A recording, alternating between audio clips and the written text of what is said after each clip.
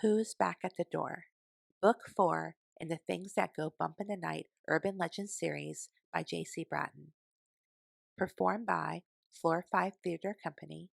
Produced by Floor 5 Theater Company and Blue Milk Publishing. The entire pod drama series was directed by Noémie Serot. For more information about this series, please visit www.bluemilk.co. Prologue. The Ohio State University campus, October 3rd, 2017.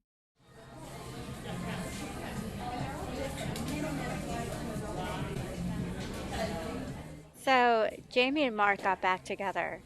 Again. Shelley Patel rolled her eyes as she took a sip of her latte. Chatter filled a campus Starbucks, but Shelley and her friend Steve were still able to make conversation. I still don't understand what Jamie was so upset about. I mean, Mark is like the most avoided boyfriend ever. Shelley's tone was a bit somber. Do I sense a bit of jealousy? Steve asked as he ate his croissant. No, Jamie's my girl. Chicks before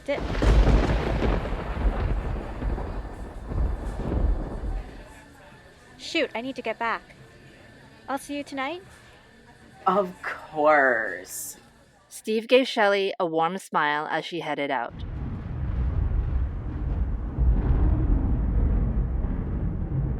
Shelley ran back to her North Campus dorm before it started to rain. She needed to get ready for rush events, followed by a huge party at the Tri Delta house. Steve acted as Shelley's +1, a role he played since high school. She hoped that Jamie would still be available, as it was critical for Shelley to get Jamie's opinion about the dress she planned to wear at the party. To make matters worse, her phone died, so she desperately needed her charger.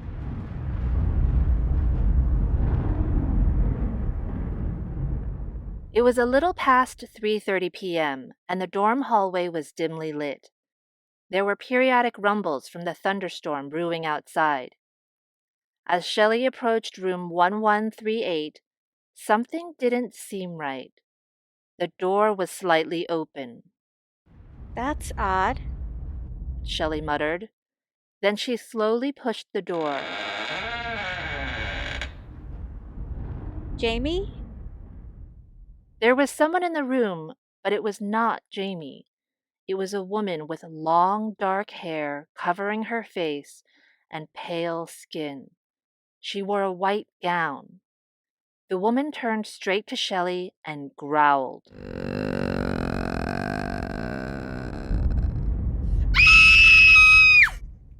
Shelley screamed in terror and ran as fast as she could down the hallway.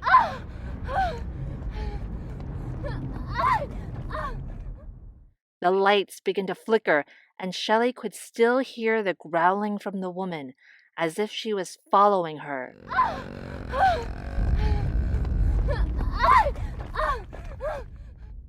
Not turning her back to see, Shelley quickly ran down the staircase and opened the door to the first floor. On the other side of the door was Tabitha, a resident advisor for the dorm. Help! She's after me! Who? Who's after you? Tabitha questioned and looked around and up the staircase. There's no one here. Look! Panting, Shelley hesitated and then turned around to see an empty staircase. Suddenly, there were footsteps. Shelley screamed. Hey, I'm not that scary. Tom Doyle, a freshman, remarked in a sarcastic tone as he waved his hands up in the air and proceeded down the staircase. What is your name? Tabitha asked. Shelley Patel from room 1138. Okay, Shelley, what exactly happened? I roomed with my friend Jamie. The door was slightly open, and I saw a woman with dark hair and a white gown. She began growling at me. It frightened me, and I ran down the stairs. You have no idea who this woman is. Not in the slightest. Also, I didn't see Jamie. I hope she's okay. My phone is dead. I have no idea she's been trying to call me. Shelley took out her phone and stared at a blank, lifeless screen. Well, Shelley, let's head to the campus police station and see if they can help.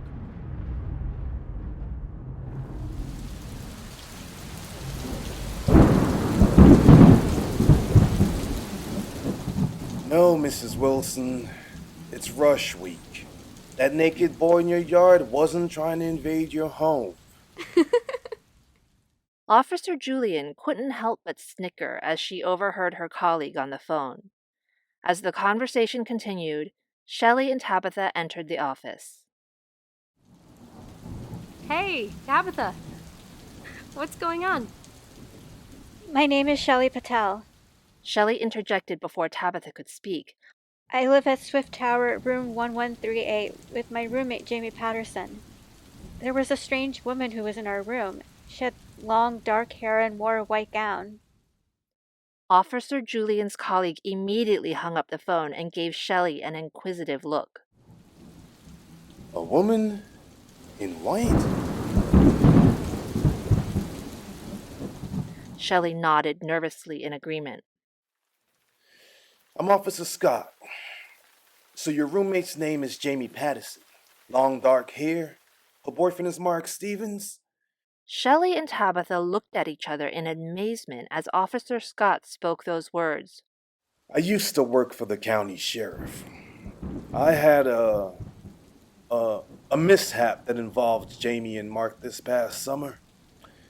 It led me to my demotion and assignment here at campus police. Officer Scott rolled his eyes. So can you help us, Officer Scott? Shelley asked anxiously. Officer Scott pulled up Shelley and Jamie's records on his computer.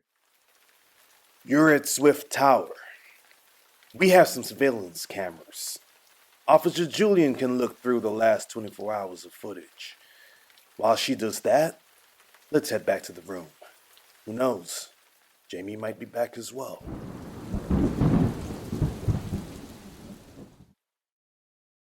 It was close to 6 p.m., and the storm had passed. Shelley, Tabitha, and Officer Scott walked down the hallway to the dorm room. The door was wide open. Wait here. Officer Scott commanded. He walked through the suite, checked each door, looked under each bed, checked the lounge, the bathroom. No sign of anyone. Well, Tabitha asked. is the coast clear? Yeah, Officer Scott shouted. come in. Shelley found her charging cable and was able to glance at her messages. There was a text from Jamie at 3 p.m. Shell, I'm heading to the library this afternoon. I hope to be back by 5. Oh no. Shelley exclaimed. Jamie's text says she should have been back by 5. It's 6 p.m. Officer Scott's phone rang. It was Officer Julian. He placed her on speakerphone. Hey, Julian. What'd you find? You've got to see this in person. You all should get back down here, now. The group headed back to the campus police station and found Officer Julian studying the camera footage on her computer. Hey, this is super weird. As you can see here, at 3:33 p.m., the door to room 1138 suddenly opens as if on its own. Then, around 3:35, we see Shelley enter in and then run out of the room and down the hall. But then look what happens. Shelley, based on what you claimed, there should be a woman in white following you.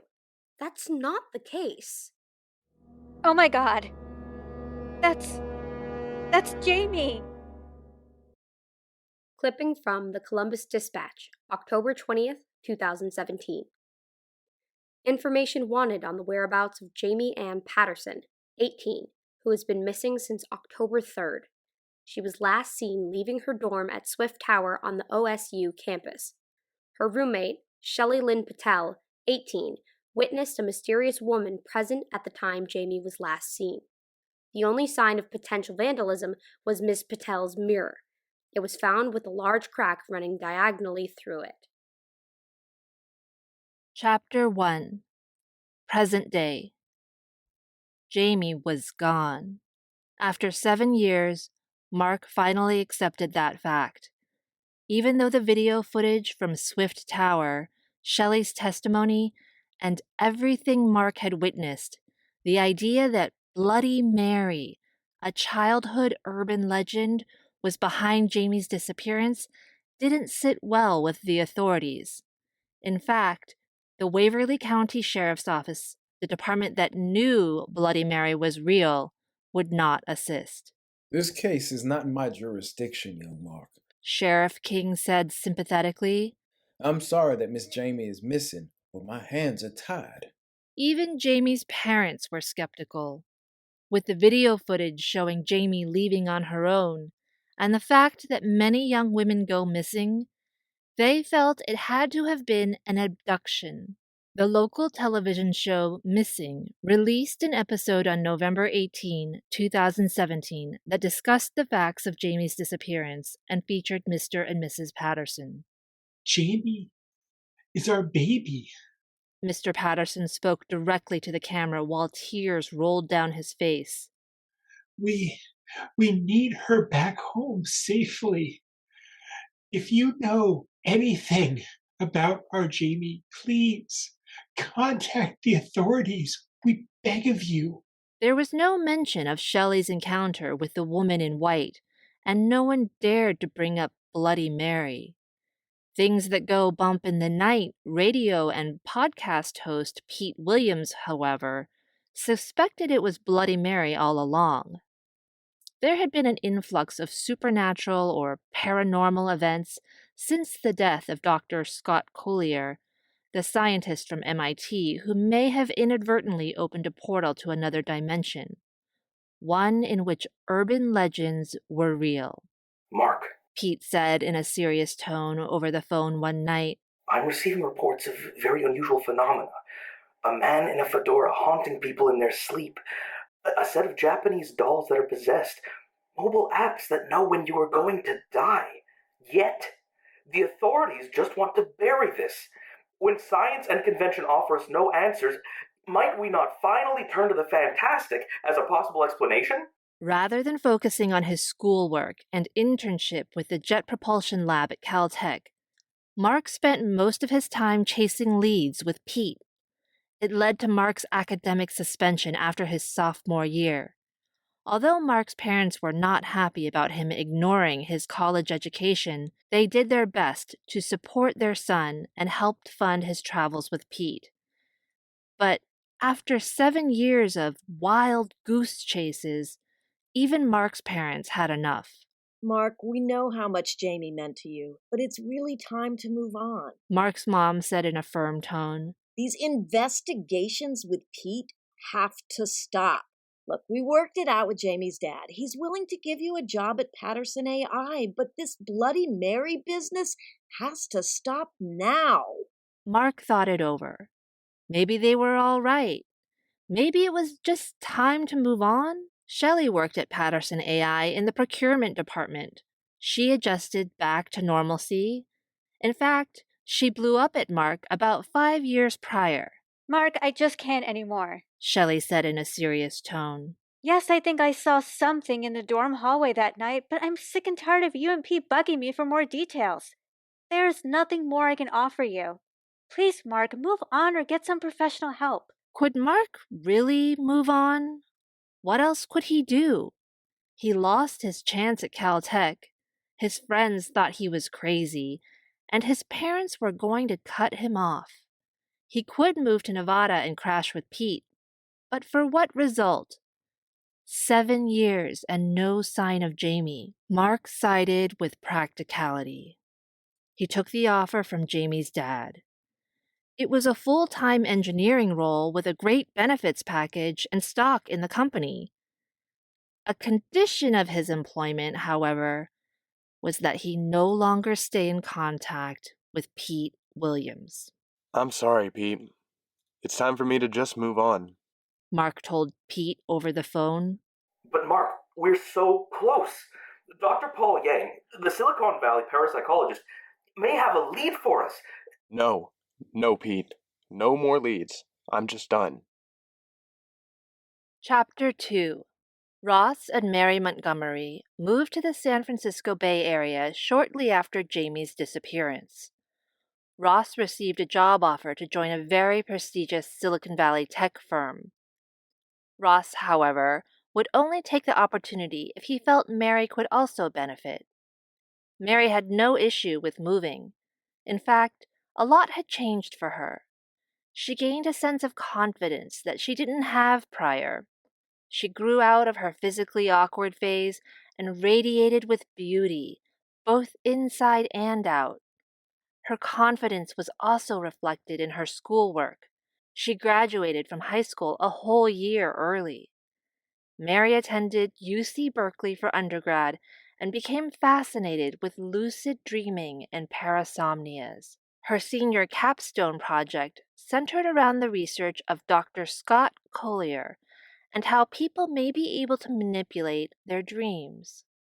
Dr. Paul Yang, who ran a private sleep clinic in Silicon Valley near the Stanford campus, was very impressed with Mary's research project. As a result, he invited her to intern with his team for the summer before graduate school commenced at Berkeley in the fall. Oh my God, Mary, I'm so happy for you. Ross gave Mary a gigantic hug when he read the letter from Dr. Yang. Thanks, Dad, Mary said with a smile. I owe it all to you. Thank you for always believing in me. Of course, Ross said with encouragement. Based on the letter, it looks like you'll have a new place to stay. You never got to experience living on your own. Are you sure you'll be okay with the transition? Well, I just turned 21. Mary assured her dad. I think it's time that I test the waters. I mean, it's just for the summer. How hard can that be? Looks like you start next week. Wow, maybe it's time I introduce you to your graduation present. Ross gave Mary a half smirk as he led her to the garage. Mary's graduation gift was an all-electric Ioniq. This car aligned perfectly with Mary's values. She wanted not only to help people, but also the planet. Mary packed up a few necessities and headed toward the Stanford campus. It wasn't clear where Mary would be staying. The letter only mentioned near the Stanford campus. Mary opted to head straight to the sleep clinic and would worry about the details of her stay later. The sleep clinic had a classic Silicon Valley feel. It reeked of innovation. The windows were large, tons of light, an open architecture that looked unfinished but full of style. Mary entered the reception area only to be immediately greeted by Dr. Paul Yang. Mary Montgomery, I'm so excited you decided to intern with us. Dr. Yang said enthusiastically. Oh, you cannot believe how thrilled I am, Dr. Yang. I decided to drive straight here to the lab rather than to the apartment. First off, call me Paul. And second, did Alex not tell you? You will be living in a gorgeous, recently renovated house. We have some houses that have been allocated to our visiting scholars, and you, dear, are a VIP. Let me send a quick text to Alex. You know Alex Anderson, right? Mary saw from the clinic's website that she was on the staff as Paul's assistant, but she knew little about her. Well, I know of her, but I have not met her formally. Let me text her now. I was out of town last week, and she was supposed to send you the housing details. And normally, Alex is very prompt, so I'm not sure why you didn't receive this information with your letter. Okay, text sent.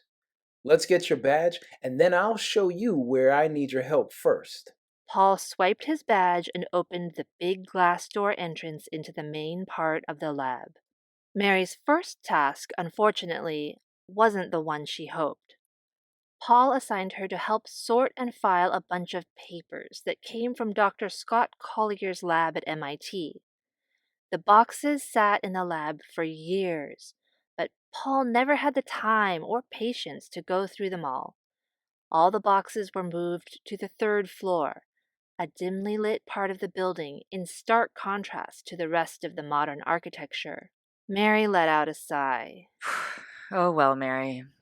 All great researchers have to start somewhere. She opened room number 3 and turned on the light. The room contained a desk, a chair, some supplies, a filing cabinet, and a laptop. There were at least 50 boxes stacked in the corner. However, one was set aside from the pack. The label on the box read May 2017. Oh, wow. Dr. Collier died that month, Mary said to herself. As a result, the box piqued Mary's curiosity. Mary took a box cutter from the desk and opened it. Large stacks of manila folders filled the box. Maybe something groundbreaking would appear? To Mary's disappointment, folder number 1 read Receipts. Mary let out a big sigh, but as any other eager intern would do, she continued onward. This is going to take a while, Mary muttered to herself. She began organizing each folder into the filing cabinet per Paul's instructions. Chapter 3. A benefit of working on Dr. Yang's team was rent-free living in a gorgeous home near the Stanford campus. Alex Anderson did not take advantage of this perk until recently. She lived with her friend Steph in Mountain View, but then Steph had to move to North Carolina to take care of her elderly mother after her father passed away from COVID. Alex moved into the split-level home only a few weeks prior. The bottom level was to be occupied by Paul's new intern, Mary Montgomery. As Paul's assistant, Alex had to get the house prepped for Mary's arrival.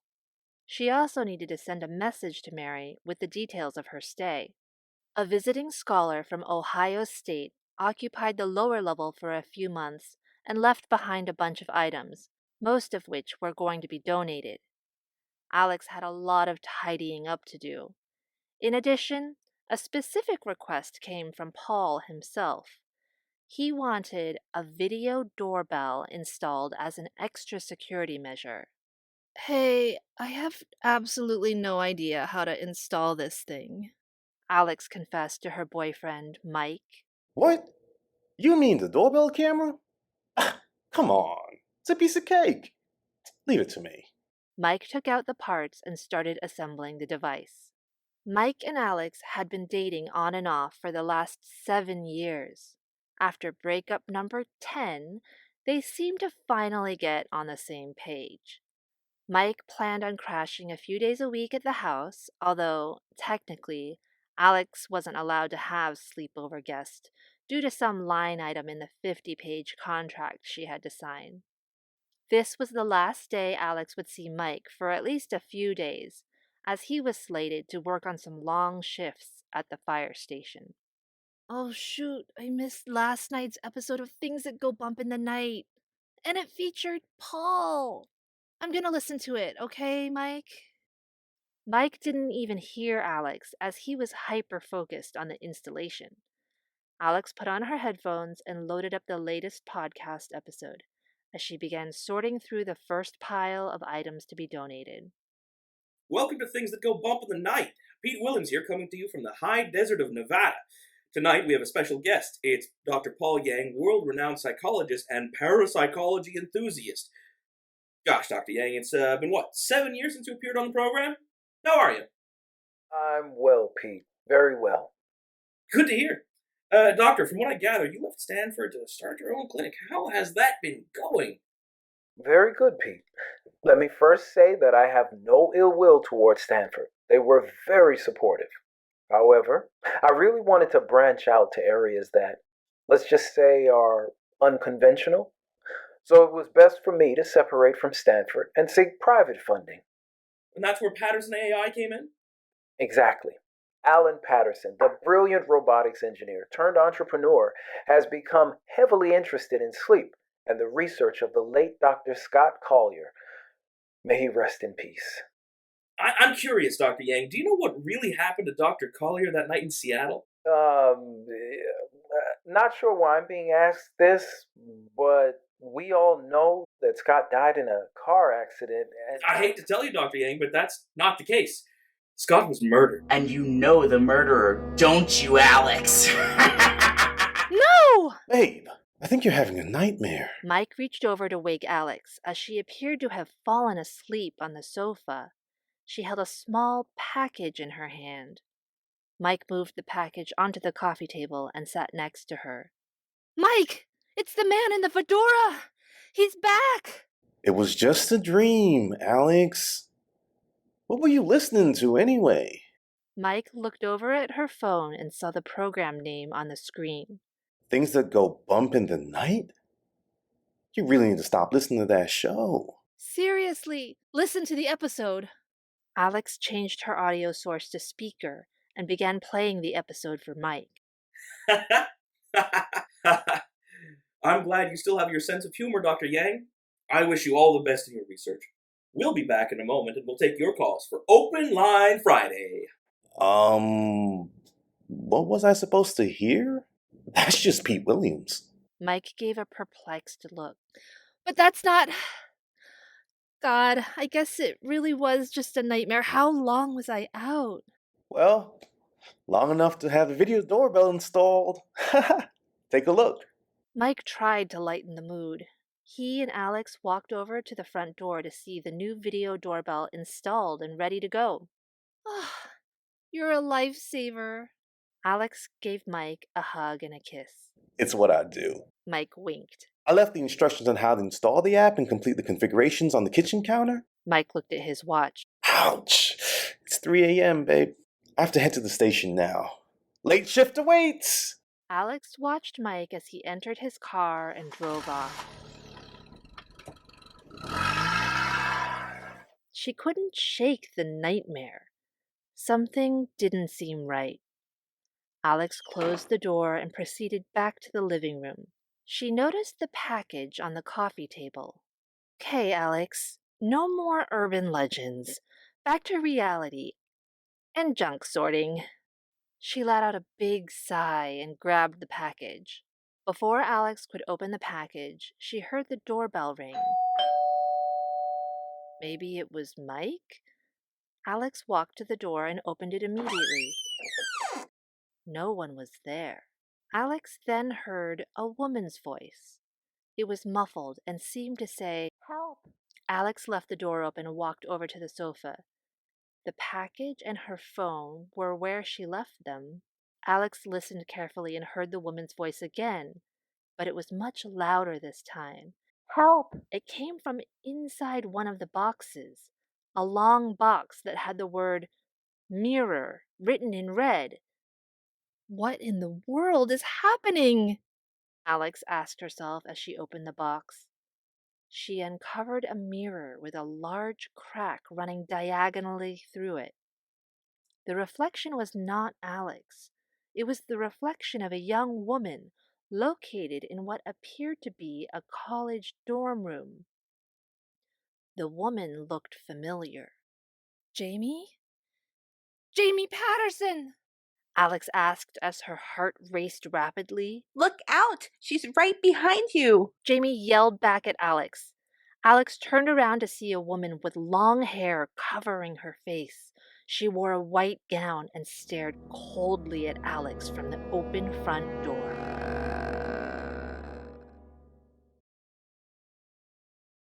Chapter 4.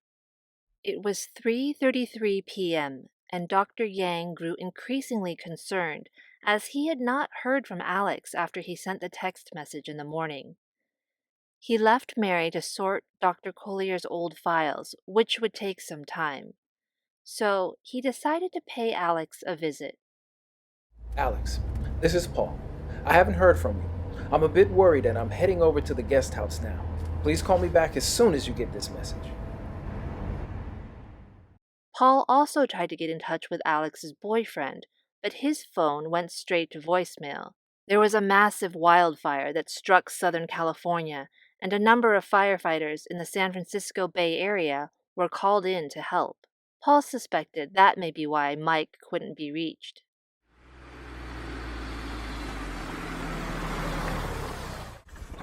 As he pulled into the driveway, Paul saw Alex's car.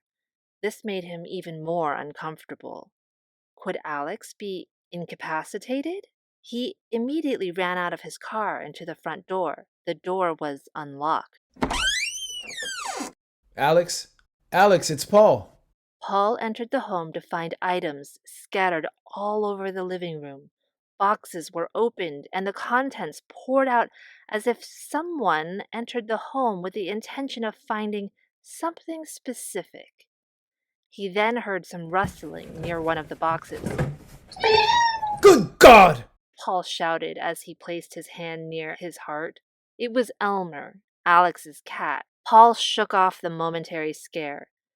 As Elmer darted off, something fell off the coffee table. It was a small package that was partially opened. Paul removed the rest of the packaging to uncover a Japanese doll dressed in a kimono. Odd. He placed the doll onto the coffee table when he noticed another peculiar object. It was a mirror with a large diagonal crack. The mirror's glass looked cloudy, so he could barely make out his own reflection. There was something written on the mirror in blood red. Bring me Mary. Paul gasped. His phone buzzed. It was an unknown number. Breathing heavily, he proceeded to answer. Hello? A muffled voice sounded on the other end. Bring me Mary. Who was this? What did you do to Alex? Paul asked urgently. Upstairs. Bedroom. Paul ran up the stairs to enter the top level where Alex resided. The bedroom door was slightly open. There was a foul odor coming from the bedroom. Paul opened the door and found Alex's lifeless body stretched out on the bed. Paul closed his eyes, covered his mouth, and then turned his head briefly. Who could have done something like this? He opened his eyes and turned back to the horrific scene. Paul discovered that there was a message written on the wall near Alex's dream catcher, which hung directly above the bed's headboard. It appeared that the message was written using Alex's blood. Bring me Mary. An hour had passed, and Mary finally reached the bottom of the first box, only to find a random thumb drive. Oh God, don't tell me that all these files were digitized. Mary rolled her eyes as she picked up the device. Mary walked over to the desk and sat down. She inserted the thumb drive into the laptop. The login credentials to the laptop were on a post-it note attached next to the trackpad. Mary opened the folder that appeared when the thumb drive loaded. There was one file with the name SAC_05-2017.mp4. Mary opened the file. It was a movie. Dr. Scott Collier in a self-recording from a car at night. My name is Dr. Scott Andrew Collier. I am a research scientist. It's Saturday, May 20th, 2017 at 3:33 a.m. I know I unleashed pure evil. Scott sighed and looked away from the screen. Tears began to roll down his face. I am a man of science. I wouldn't be saying any of this if I didn't witness it with my own eyes. In March, I created a device that can record dreams. It was so amazing. I was able to watch everything that I dreamt the night before. Vibrant colors, loved ones lost, exotic locations. What I didn't notice until today was that the final scene of each recording contained a mirror in the background. And in the mirror was a woman staring coldly at me. She had long, dark hair covering her face and wore a white gown. I believe this woman is known in the Eastern world as Hanako-san. In the West, she's known as Bloody Mary. In the final recording from May 17th, she left a note on the mirror written in blood. It said, "Bring me Mary." Mary suddenly had a flashback to when she was 13 years old. to the day she saw a mysterious young girl with a teddy bear appear in the restroom mirror, and to the day she saw a woman in white at the cemetery. Mary went missing for a few weeks around the same time period. She could never recall what happened. The local sheriff's department claimed that Mary was abducted by a cult that released her without any explanation. None of it added up, but Ross went along with the story. Mary had no reason not to believe Ross. Mary just assumed everyone was telling her the truth. Until now. Scott's video continued. I have had no sleep. I lost my dream catcher the other night, but I need to get back to my hotel. There's a lot more to discuss. I'll continue recording as I drive. Scott started up the car, placed his phone on a mount, and began to drive. Before Scott could speak, there was a loud crash, and the video became jumbled. The recording ended. Oh my God. This was the night Dr. Collier died. I need to talk to Paul. Before Mary closed the file, she noticed something at the end of the recording. She replayed the last scene before the crash and slowed down the frames. About 10 seconds before the crash, there she was. It was the woman with long, dark hair, covering her face, staring coldly at the screen. Bloody Mary! She grabbed her backpack and placed the thumb drive into one of the zip pouches. She ran from the small office to the elevator. The elevator stalled, so Mary rushed down the emergency staircase instead and found the main entrance. It was close to 6 p.m. The receptionist was ready to leave for the day. Excuse me? Where can I find Dr. Yang? The receptionist was a bit startled. He went out to find Alex Anderson. Can I have the address?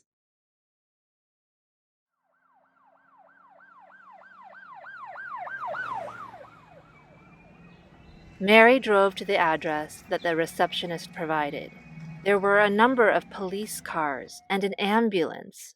Mary parked along the street and jumped out of her car. She ran over to the front door, but was stopped by the paramedics as they carted out a body from the house. She saw Paul inside talking to one of the paramedics. A young police officer proceeded to the front door, and Mary stopped her. May I ask what's going on? Mary asked the officer. Are you a family member of the victim? Before Mary could answer, Paul appeared in the doorway and interjected.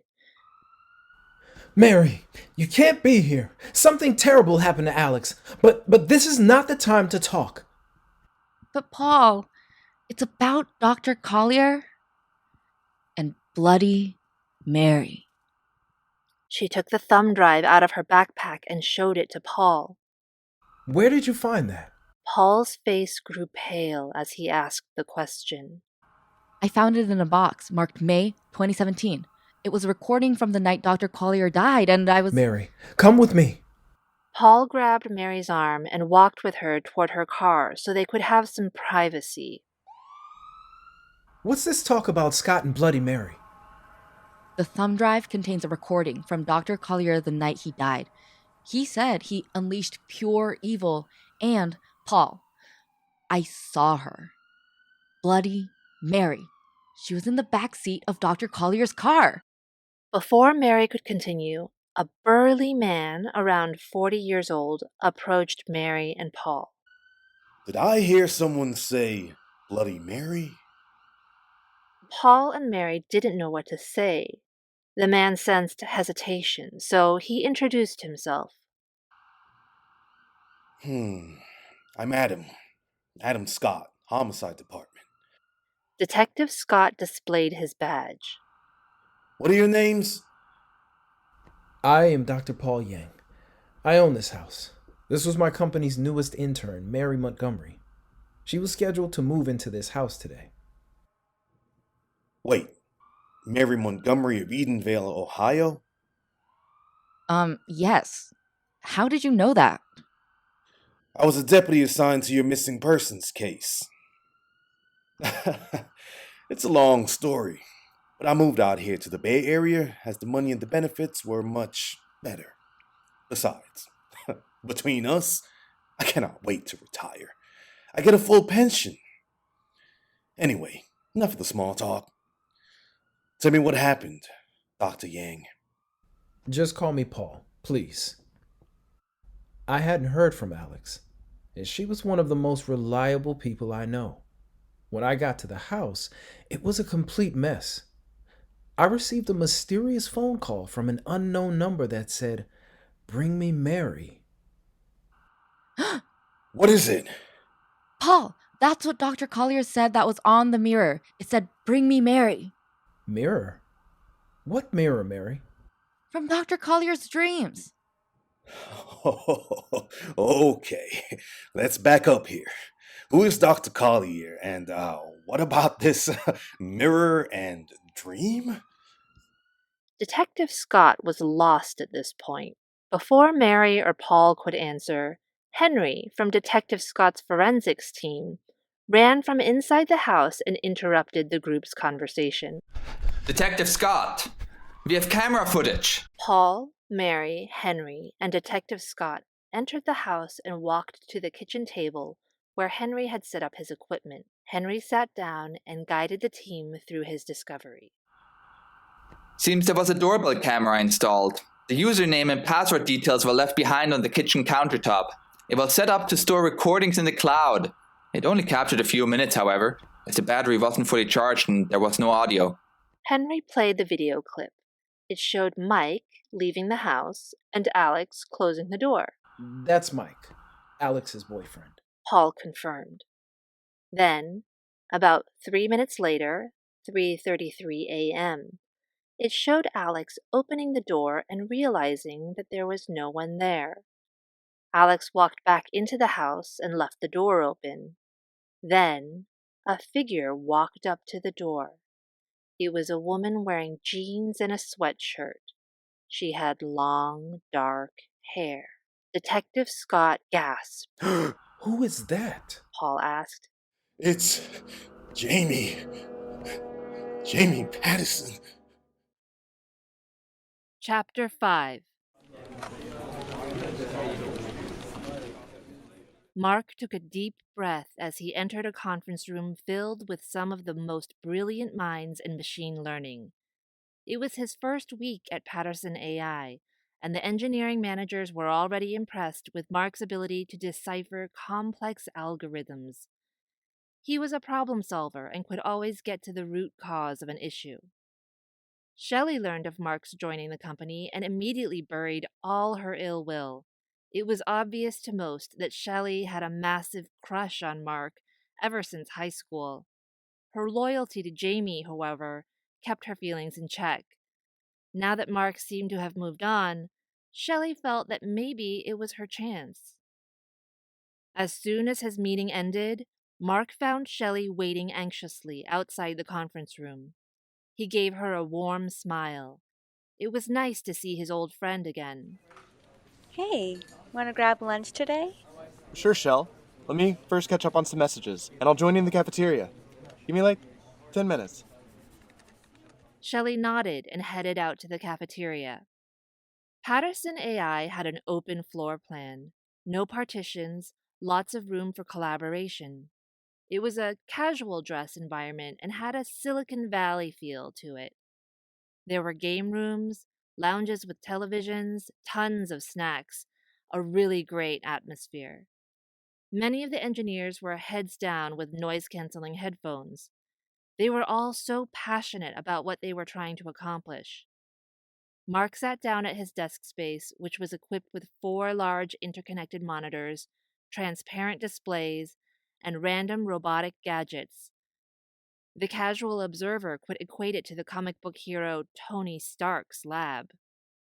The company had been in business for close to 30 years.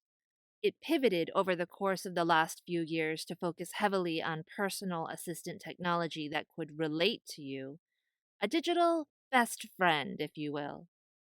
The company went public in 2019. It had an unprecedented IPO, which gave Alan Patterson the funds to expand and invest in areas that interested him. As a result, Mr. Patterson created a top-secret division, Patterson X. He invested in a number of startups that focused on sleep and consciousness studies. Rumor had it that they were close to solving the mind-body problem. Mr. Patterson's obsession in this area had been criticized by investors, but this was personal for him. He lost his daughter. If there was even a remote chance that consciousness continued beyond death, it would help him and his wife, Jenny, to cope. Mark looked at his phone, and there were 15 messages from Pete Williams. The first message read, "We need to talk. Urgent." How many times did Pete send a message like that since Jamie's disappearance? 100 times?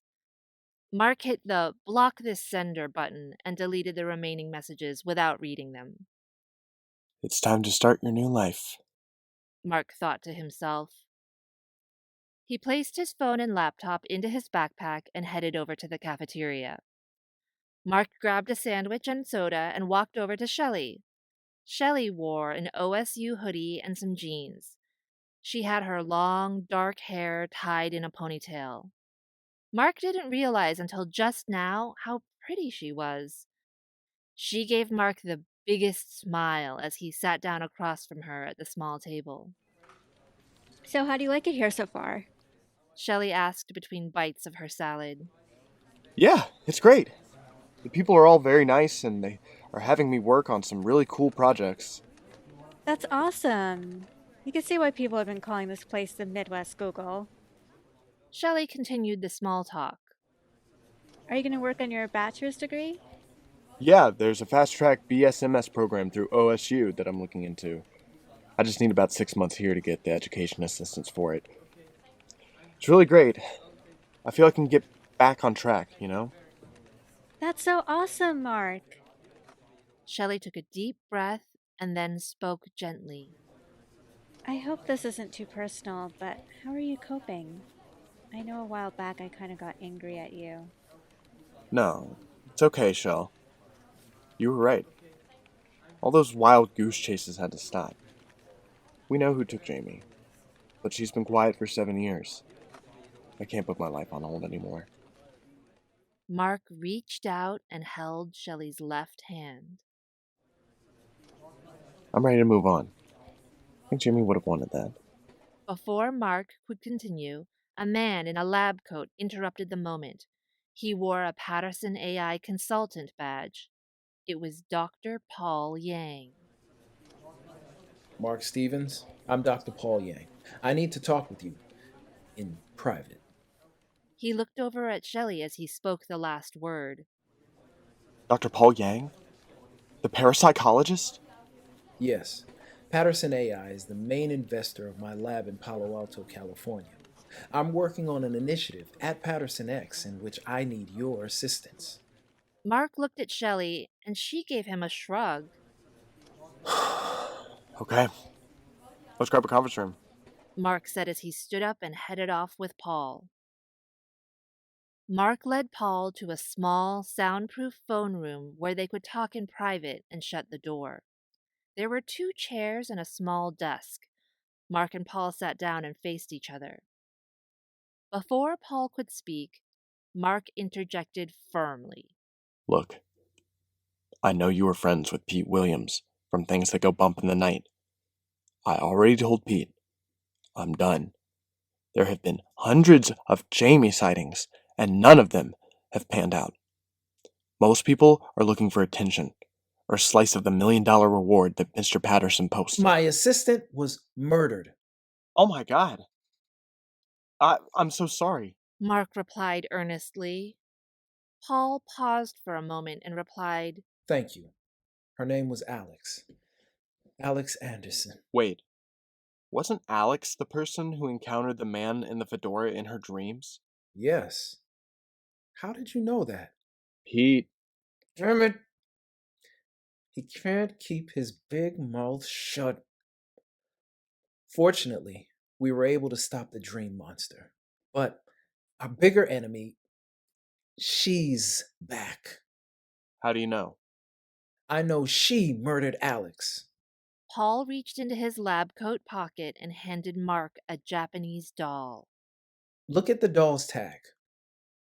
The following characters were printed on the tag. Hanako-san no zaisan. It's in Japanese, but I recognize these characters. Property of Hanako-san. Yes, I found this doll among all the packages in the living room. Isn't that crime scene evidence? Yes, but I didn't want it bagged up and lost. It may help us, along with this. Paul took out his phone and showed Mark a photo of the long mirror with the diagonal crack. That's the mirror from Jamie and Shelley's dorm room. How did you find it? It's a long story, Mark, but look closer. Paul zoomed in on the image to show Mark the words in blood red. Bring me Mary.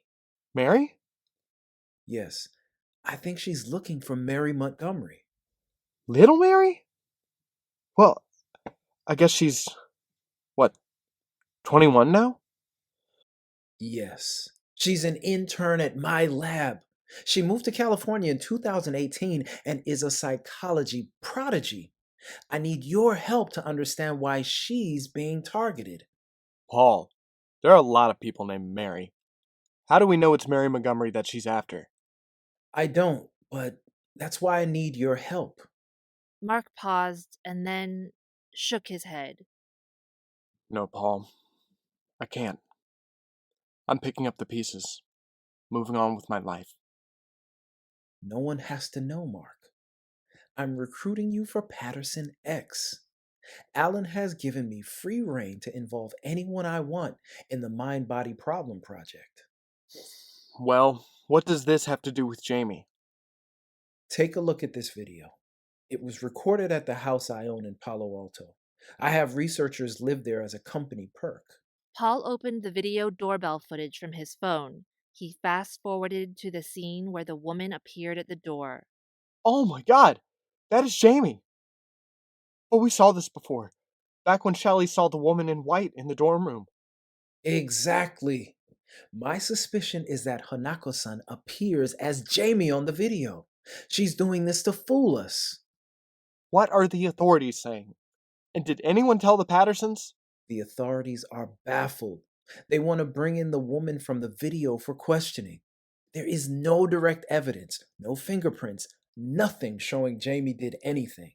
Given how many Jamie sightings there have been over the last 7 years, the detective does not want to say anything to the Pattersons until they know for sure.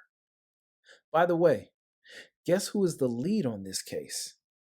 Adam Scott, from the Mary Montgomery disappearance. You see how this is all adding up? Look, Mark, I know you're trying to move on. I do respect that, believe it or not. I have a 4-bedroom apartment here in Columbus. I hid the mirror and the doll in my car before I called the police and quickly had them shipped here. So the police don't know anything about the mirror or the doll. I bought a plane ticket for Mary Montgomery to come out here as well. You don't have to travel. No one has to know anything. Mark, have a moment?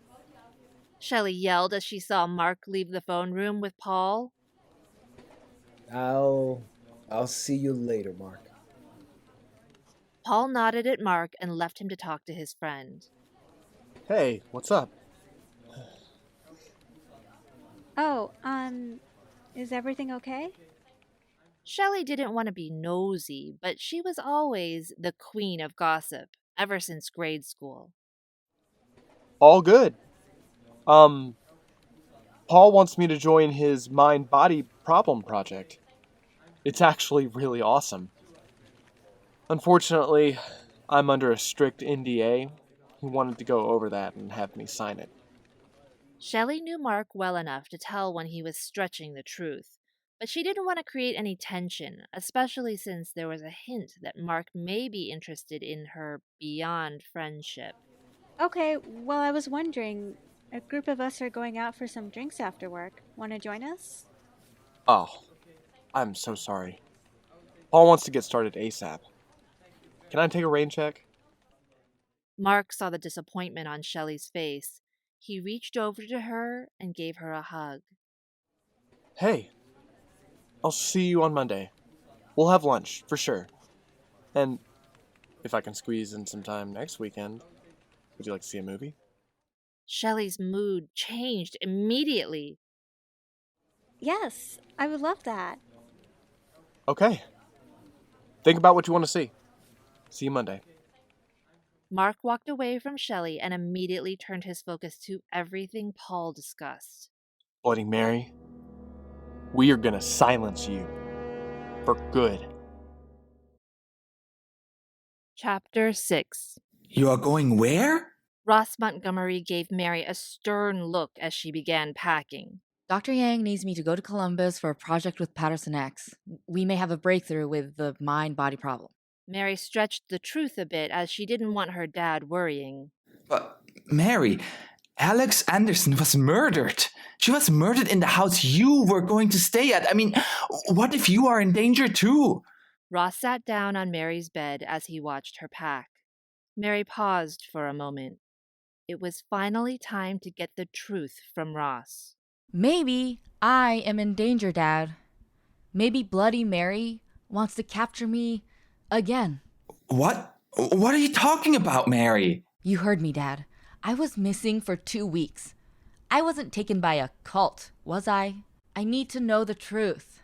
Mary sat next to Ross and held his hands. Okay, Mary. You're an adult now. Maybe it's time I tell you. Yes, on May 20th, 2017, you went missing. We uncovered with the help of the local sheriff's office and 2 teens that you'd been abducted by Hanako-san, also known as Bloody Mary. I can't believe I'm actually saying this. She was an urban legend, but I guess some legends are grounded in the truth. There appears to be some portal. Apparently the man you hold in such high regard, Dr. Scott Collier, may have opened this portal by mistake in March of 2017, 2 months before your disappearance. Scientists have theorized for centuries that there is some multiverse, but now we know it's real. All of it. Ross paused for a moment, as he had been rehearsing this in his mind for years, and it was such a relief to get it off his chest. When you were gone for the 2 weeks, you were in another dimension. Time, as you know it here on this earth, did not exist there. From your perspective, you were gone for a split second. The sheriff's department felt it necessary to keep this under wraps.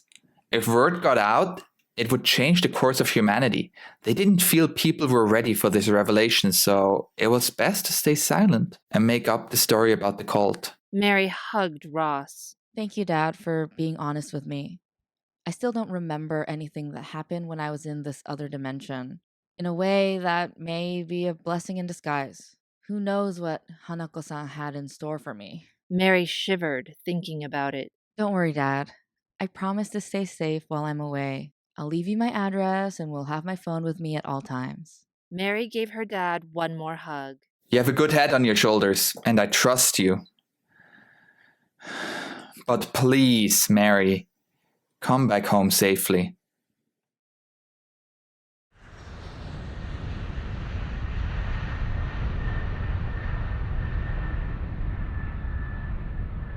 Ross dropped Mary off at San Francisco International Airport. It was crowded as always, but Paul upgraded Mary to first class as a gesture of gratitude.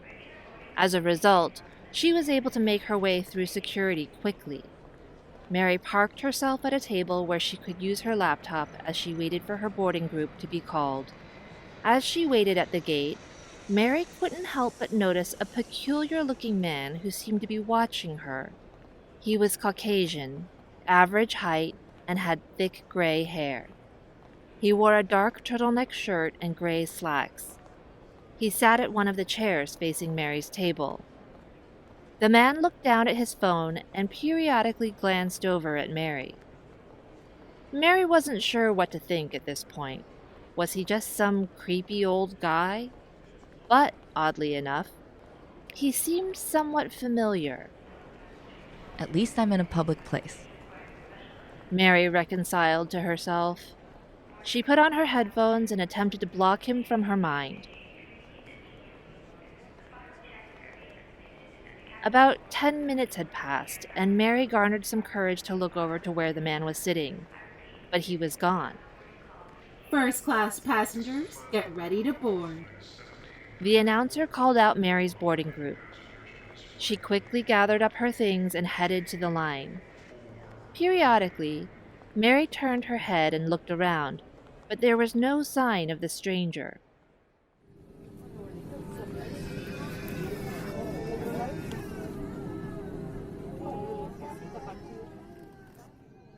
Mary sat in her assigned seat by the window, and the other passengers followed suit. She couldn't help but wonder if the mystery man would be on her flight. The seat next to Mary remained empty. Miss, I'm Leia. What would you like to drink? A tall, thin woman of African descent, possibly in her 30s, serviced the first-class cabin. She held a pen and notepad as she questioned Mary. Just water, please. Leia, I hope you don't mind me asking, but is the seat next to me going to be occupied? Before Leia could answer the question, the cabin lavatory door opened, and the stranger walked out and headed over to the seat next to Mary. Do you want your usual Mr. Williams? Leia asked as she gave a warm smile to the stranger. Yes, and please, just call me Pete. Once Mary heard his voice, she was able to put it all together. Oh my god, you're Pete Williams from Things That Go Bump in the Night. Right, and you're Mary Montgomery. Pete said as he settled into his seat. Wait, you know who I am? Well, you may have noticed that I kept looking at you. I knew you were heading to Columbus, but I wasn't sure if you were the same Mary Montgomery from Edenvale. You look a lot different. Pete gave Mary a reassuring smile. Oh, yeah, my awkward years. Mary rolled her eyes. But how did you get on this plane? I didn't even see you board. And how did you know I would be on this flight? Jeez, lots of questions. I like it. I pre-boarded, part of the Million Mile Club, been doing a lot of travel over the last 7 years. Paul Yang invited me. He told me you would be on this flight. Oh, I see. Well, what does Paul want from you? Pete hesitated, but lent an answer. It's time to stop her, once and for all. And I think we finally know how to do it. Leia arrived with Pete's drink and Mary's bottle of water. Here's your Bloody Mary, Pete. Leia said with a smile. Mary looked at Pete in amusement. And here's your water, miss. Wait, you're 21 now, right? This is a long flight. Leia, can we get a real drink for Miss Montgomery? Pete winked at Mary. Leia obliged and handed Mary a blood-red concoction. Water. To the devil with false modesty. Pete held the drink to Mary for a toast. To the devil. Can I just stick with water?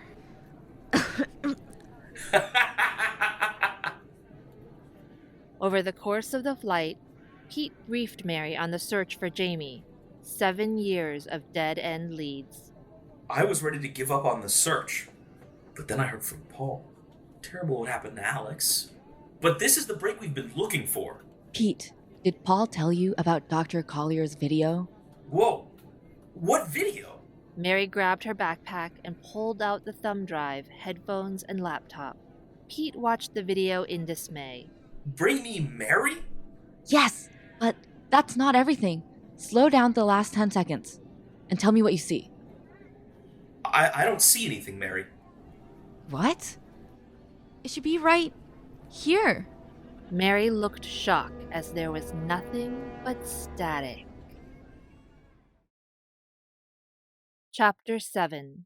Paul invited Mark to his high-rise apartment in downtown Columbus.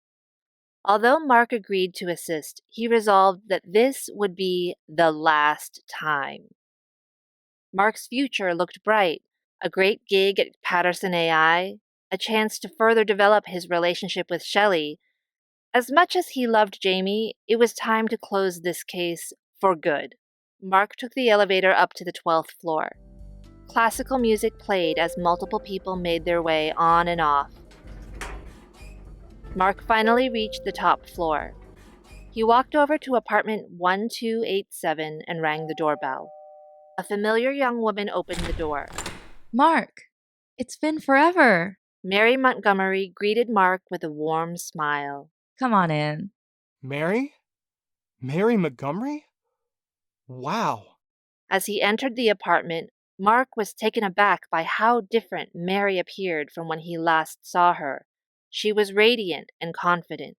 Yeah, I know. I get that reaction a lot from people who knew me during my awkward phase. Mary let out a sigh but stayed in good spirits. You look amazing, Mark said as he hugged Mary. And congratulations on your academic success. Ross must be so proud. Thanks, Mark. Mary paused for a moment. Mark was like a brother she never had. They stayed in touch periodically after Mary was rescued. We can catch up more later. The team is anxious to get started. Let's head to the war room. War room? Okay. Mark furrowed his eyebrows as he followed Mary to a large room which looked like something out of a crime scene investigation. A map with pins and strings that connected points A to B, photos of Jamie, Alex, Paul's house, and Jamie's dorm room, pinned to corkboards. The Japanese doll sat on the coffee table, and the mirror with the diagonal crack rested against one of the walls. While sitting on a luxurious sofa, two men discussed something softly while enjoying glasses of wine. The gray-haired gentleman noticed Mark and Mary enter the room. Look who's here. The man who blocks my messages. Pete Williams said sarcastically as he stood up from the couch while holding his wine glass. Okay, Pete. Give me a hug, bro! Glad to have you back, man. I'm not back, Pete. As I told Paul, this is it. One last time. Mark looked over to the other man on the couch as he spoke the words. Paul stood up from the couch. Glad you came over, Mark. Paul said as he shook Mark's hand. Please, have a seat. Would you like a glass of wine? Mark politely declined. Mary has an important video to show us. I haven't seen it yet, but both Mary and Pete have. Mary connected her laptop to the 70-inch wall-mount television in the war room.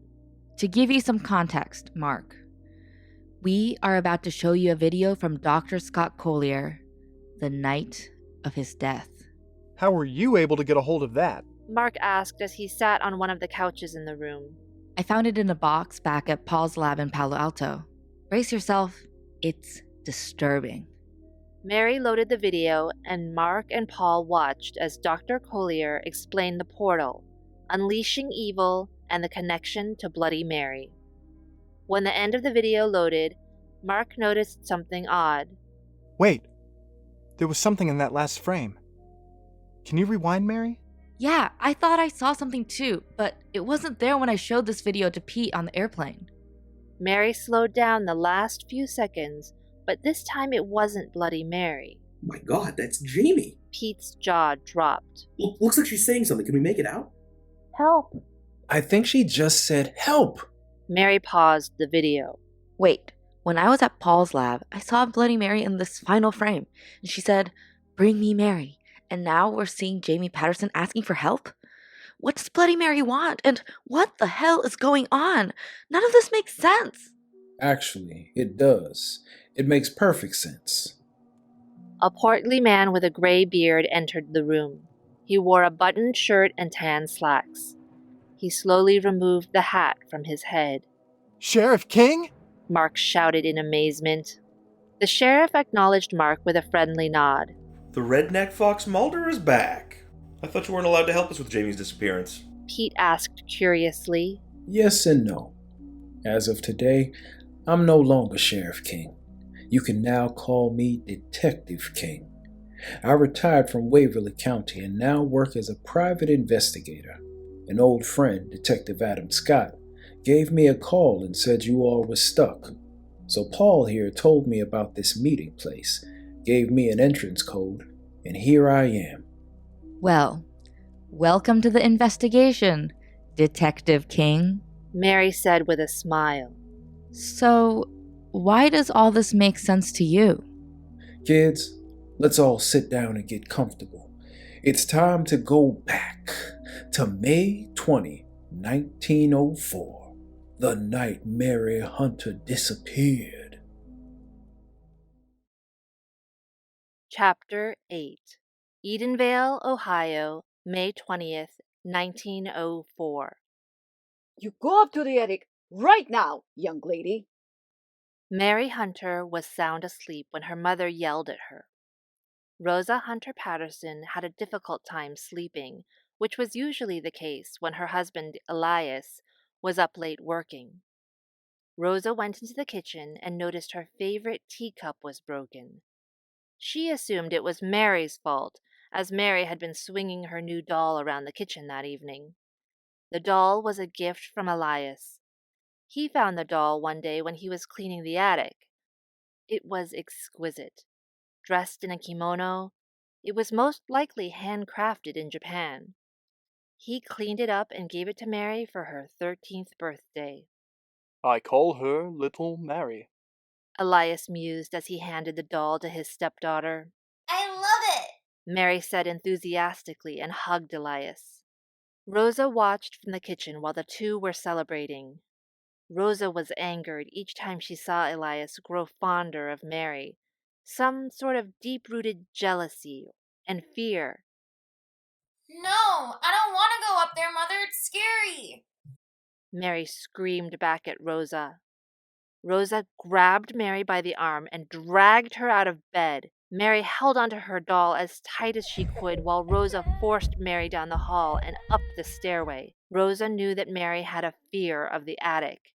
In fact, Mary stated that she felt something or someone was watching her in the old garret ever since she and her friends played an old children's game up there. They reached the attic door. Mary tried hard to resist, but Rosa was able to lock Mary into the room. No, Mother, no! Ah! Mary screamed in terror while facing the door. Mary was in tears and turned around slowly, only to see the mirror right in front of her. Instead of Mary's reflection, she saw a woman inside the mirror. The woman had long, dark hair covering her face and wore a white gown. The woman's hand stretched out from inside the mirror to grab Mary. Mary? What's going on in there? She was unable to open the door. It was 3:33 a.m., and Elias was in his outdoor workshop. He heard the commotion. In fact, even the neighbors heard the screams and joined Elias as they stormed into the house. Rosa! Mary! Help! Rosa screamed out loud. Elias and his neighbors followed the sound to the upstairs attic. When they arrived, the attic door was open, and Rosa stood there in front of the mirror while holding little Mary in her hands. Mary! Mary's gone! She took her! Rosa explained as her face turned ghostly white. Chapter 9 So, bring me Mary really means bring me the doll? Mary Montgomery asked. Exactly, Detective King said as he took the Japanese doll from the coffee table and made himself comfortable on the sofa. Hanako-san wanted Mary's doll. There were a series of these dolls made, handcrafted in Osaka, Japan. They were Hanako-san's playthings, Muffy, Buffy, Duffy, and this one. We don't have a name for it other than Little Mary. It serves as a talisman. With it, Blood Mary can jump to any portal in any dimension on any Earth without being summoned. Wait, you are talking about the multiverse. So it is true. Welcome to the club, Mary, Paul said with a smile. Scott and I hypothesized about this for years. Yes, young Mary. Detective King interjected. Ross called this morning and told me he revealed the real reason why you went missing years ago. I don't know if you ever heard the term ontological shock. Well, we were afraid that most people would not be able to handle the truth, hence the cult cover story. It's been a lot to absorb, but I needed to know the truth. Especially now. Understood, Miss Mary. To continue with the doll. This specific doll became the talisman, as it was there with Hanako-san the day she was murdered. She was found dead in her school's restroom on the 3rd floor in stall number 3 on the 3rd day of the month. 3:33, the witching hour. Do we know what happened to the other dolls? I know the answer. I have had reports on my show about mischievous Japanese dolls that have resulted in disappearances or possibly murder. Ugh, how creepy. Mary shivered. Mary, don't go down that rabbit hole. Mark shoved his right elbow into Pete. How? Pete pouted at Mark. Okay, I have a real question for you, Detective King. Mark said as he gave Pete an annoyed look. Where has she been over the last 7 years? Pete and I have been on so many wild goose chases, but we haven't seen Bloody Mary. I'm trying to figure that out as well. Detective King answered. I suspect this mirror holds the clue. The detective pointed at the large mirror that was once in Jamie and Shelley's dorm room. Where did you all find that? Well, I can answer that one. Paul declared to the group. We had a visiting scholar from Ohio State for a few months. She brought over a number of items that she was researching. Her interest was in the occult. I was a bit hesitant, but I let her bring over what she needed for her research. I had no idea she was in possession of this specific mirror and the doll. She headed to Tahoe over winter break and died in a tragic ski accident. Her family only requested a few things to be returned. Alex was tasked with going through the remaining items and scheduling junk pickup or donation. I had no clue as to how she obtained the items. I asked her assistants and colleagues, but no one seemed to have any information. Detective King, why did Alex have to die? What made Bloody Mary want her dead? That is also a mystery. But, folks, we may be able to get our answers soon. Did you all get enough sleep? I have a feeling we'll have a friend appear in that mirror over yonder at 3:33 a.m. Jamie? Mark asked. Yes, young Mark. When you all heard Miss Jamie say, help, she's actually saying she wants to help us.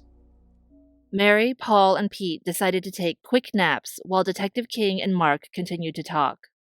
Why this specific mirror, Detective King? I thought the main portal was in Beth Reese's room, the one that was in the Patterson family for years, and even took Mary Hunter. Young Mark, do you know if Bloody Mary has been summoned prior on this mirror? Oh no, Shelley's graduation party. Jamie was in the bathroom and a group of us played the Bloody Mary game.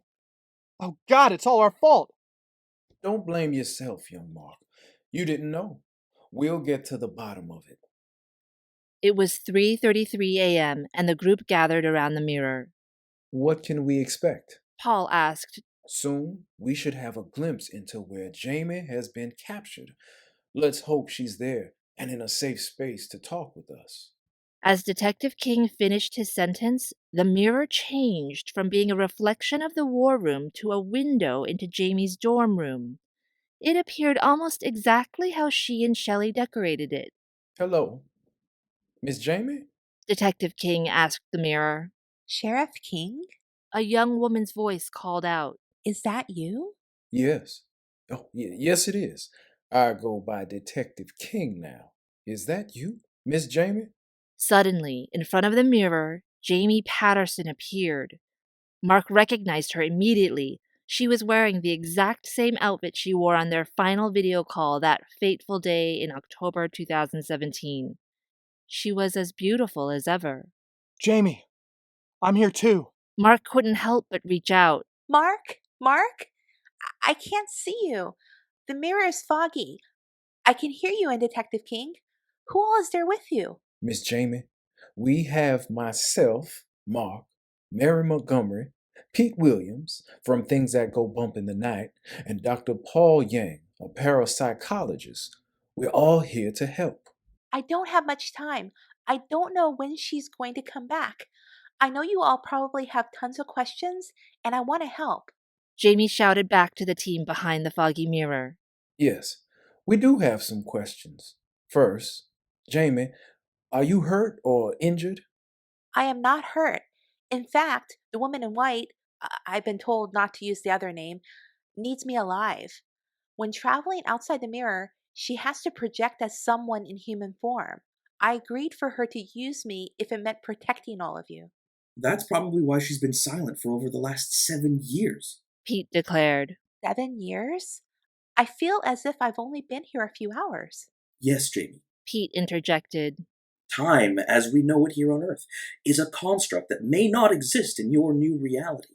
Jamie, you said that we would be protected. Well, then why was Alex Anderson murdered? Paul's voice trembled as he asked the question. The woman in white made a deal with some shadowy figure, a man who wears a fedora.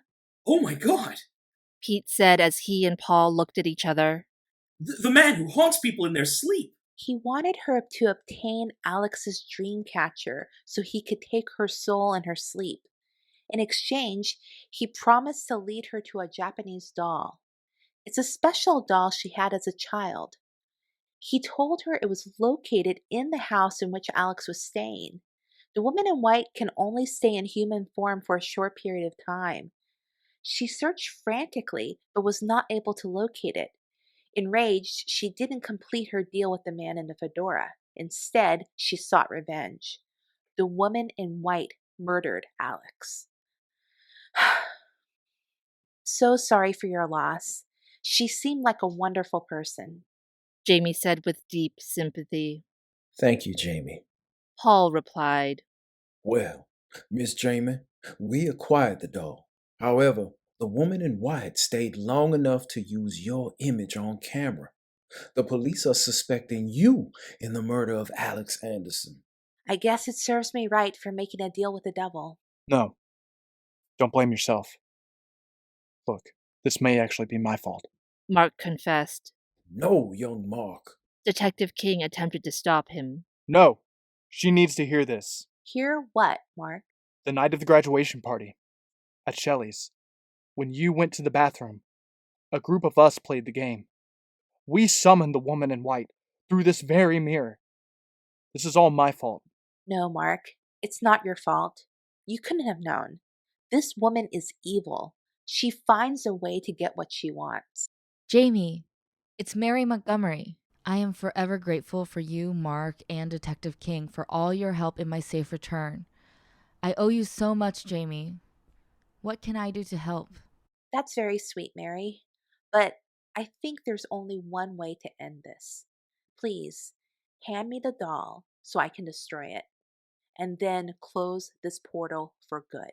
There has to be another way, Jamie. Pete argued. Actually, Miss Jamie is right. Detective King countered. Destroying the talisman in Hanako-san's home dimension should break the curse and will render her powerless. Jamie can still survive in this alternative reality. Bringing her back to our reality will just cause ontological shock, Mary replied. Exactly. Detective King nodded. Mark moved close to the mirror. Jamie, you know I will always love you. I understand what you have to do. There was not a single day that went by when I didn't think about you.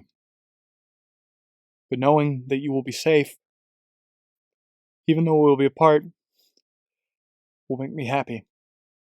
Mark, my love, I want you to be happy too.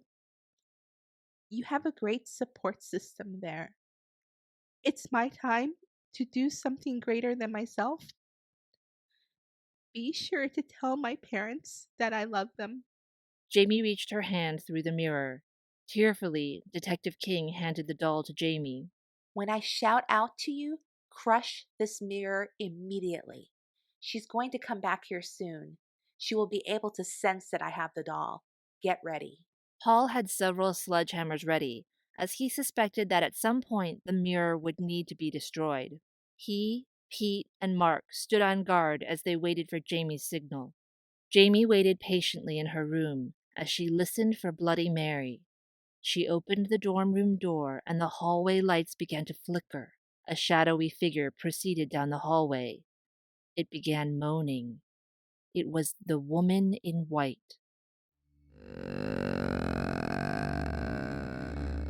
Bring me Mary.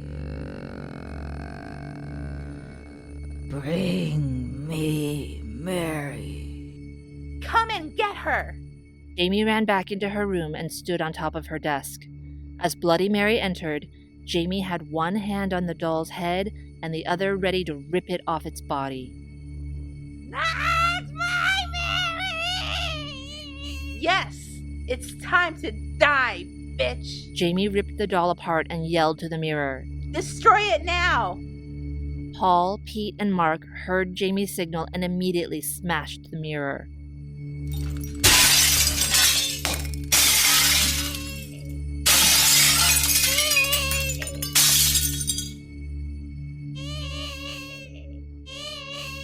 Bloody Mary moaned in pain and tried to reach over to Jamie, but she crumbled to the ground. Her body began to wither, and then there was nothing left but the white gown. Finally. It's over. Chapter 10. Oak Ridge Memorial Park, San Jose, California. Alex Anderson was more than a friend. She was the most giving person I'd ever met. Steph tried hard to hold back her tears as she gave the eulogy. It took place not too far from where Alex's parents were interred. In fact, not too far from the crypt of Dr. Scott Collier. This isn't the most enjoyable place for a first date, but I am glad that you were able to make it out here to California. Mark held Shelley's hand as they sat and listened to Steph's memorial to Alex. It's okay, Mark. And thank you for telling me everything that happened. I think we're starting off on the right foot.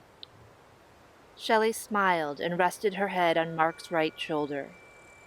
Paul, Pete, Mary, and Ross Montgomery, Alex's boyfriend Mike, Steph's boyfriend Ryan, and Alex's sister were all in attendance. There were a number of others who attended.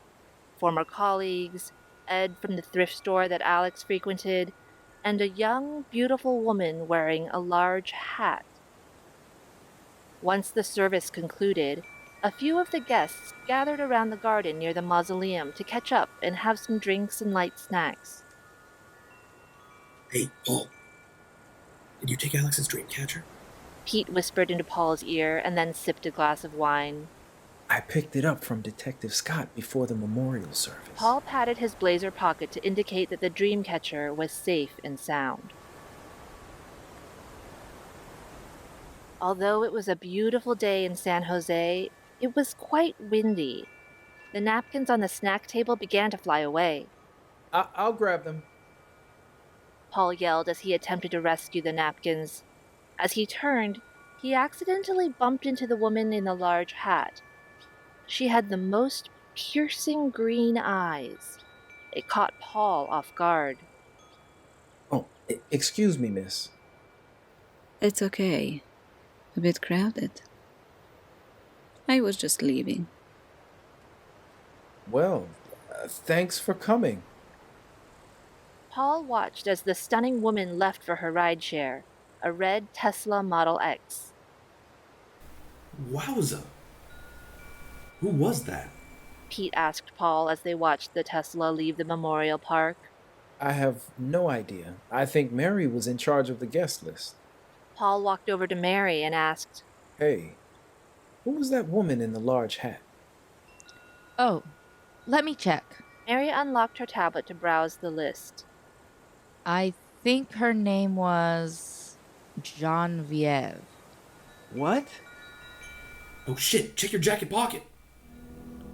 It's gone. The dream catcher is gone.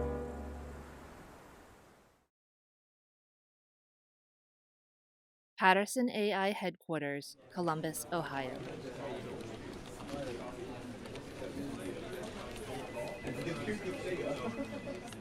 It seemed like just another day at Patterson AI. Alan Patterson was in the office to get the latest revenue forecast from the finance team. While he waited, he received a page from his assistant. Mr. Patterson, you have a visitor. Detective King. Detective King? Mr. Patterson was puzzled. Yes, he said you may know him as Sheriff Andy King of Waverly County. He investigated Miss Jamie's accident 7 years ago. Ah, yes. Please send him to my office. Mr. Patterson stood up from his desk as he watched his assistant guide Detective King. He opened his office door and greeted the detective. Detective King, did they demote you? Mr. Patterson said with a laugh. Nope, no demotion here. I retired from the sheriff's department and now work as a private investigator. Detective King answered as he walked into the office. Nice. So to what do I owe this pleasure? Please, have a seat. Would you like some coffee? Oh, no, thank you, Mr. Patterson. This will be a short visit. Okay then, but call me Alan. Janet, please close the door on your way out. Alan's assistant closed the door behind the detective. I don't know how to say this, but I will be direct. Miss Jamie is alive. What now? She is? Where is she? Have you seen her? Alan shot out of his chair in anxious joy. Mr. Allen, there's a lot more. Please, sit. Okay, if she's alive, that's great news, isn't it? Instead of answering the question, Detective King posed his own question. Have you heard the term ontological shock? Epilogue. From the Journal of Jamie Patterson. I am trapped in this place that looks like Earth, but doesn't feel the same. I am now Jamie Patterson of this new dimension. I'm starting to remember things about this specific existence. My parents are Alan and Jenny Patterson, but Jenny died when I was born. I have a stepmother. Her name is Janet. Alan doesn't have a robotics company. Instead, he's a school teacher. Janet is a writer. Shelley is still my roommate, but she only knows this version of Jamie. Apparently, Shelley is very shy and would prefer to stay indoors. Quite the contrast from the other Shelley, who couldn't wait to pledge with the Tri-Delts. Her boyfriend is Steve. Yeah, Steve the +1. My memories of my old life have been fading fast. I think I may have had a boyfriend. I remember he was really smart, and I think he went to school in California. I can't really ask Shelley. She'll think it's weird that I don't remember my current life. The yearbooks are helping a bit. I guess I don't have a boyfriend. Oh well. I'll take this journal with me and head over to Starbucks. They still exist here, thank God.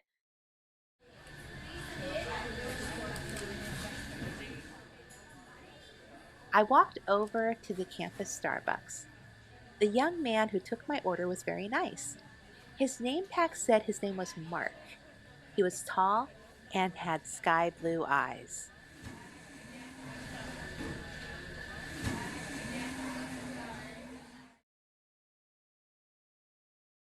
Here are the credits for Who's Back at the Door prologue. Ellen Coe, narrator. Noreen Quadir, Shelley Patel. Jesse Aftel. Steve. Ariel Cole, Tabitha. Kieran J. Anthony, Tom Doyle. Chris Bramson, Officer Julian. Kieran J. Anthony, Officer Scott. J.C. Bratton, Jamie Patterson. Non Kuramoto, Women in White. Who's Back at the Door credits, Chapter 1. Ellen Coe, narrator. Akela Brown, Detective King. Alan Carhart, Alan Patterson. Dan Gans, Pete Williams. Beth Cates, Mark's mom. Noreen Quadir, Shelley Patel. Turner Moorhead, Mark Stevens. Who's Back at the Door credits, Chapter 2. Ellen Coe, narrator. Tim Lushkolnik, Ross Montgomery. Non Kuramoto, Mary Montgomery. Akili Brown, Dr. Paul Yang. Who's Back at the Door credits, Chapter 3. Ellen Coe, narrator.